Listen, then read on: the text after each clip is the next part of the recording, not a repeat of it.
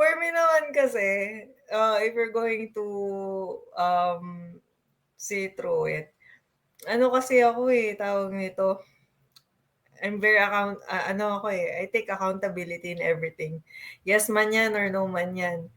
Once 'yan nag-bounce back, I take responsibility palagi. But, kidding aside, no, when never na hindi umaayon sa'kin yung pagkakataon, kahit ni-yes ko man 'yan or ni-no ko man 'yan, tinatanggap ko. Kaya yung sinabi ni Kams kanina, yung acceptance, mabigat yon sa akin kasi, you have to dun na yung face value mo, eh. So, yung bigat ng pag-say yes mo o pag-no-no mo, and eventually next step ka na. Kasi yung yes mo, it takes a great responsibility for you to deliver.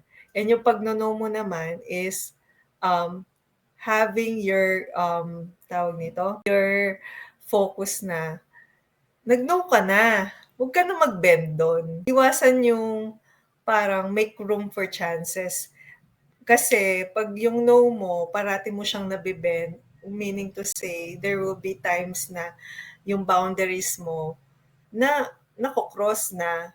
So, yung na-share kanina ni, Juru, ni Kams, even Nicole, na when you're firm into something, tapos nabe-bend yun each time, ikaw pa rin, sa'yo pa rin nagba-bounce back. So, parang ang nangyayari bumibigat lang sa'yo ng bumibigat.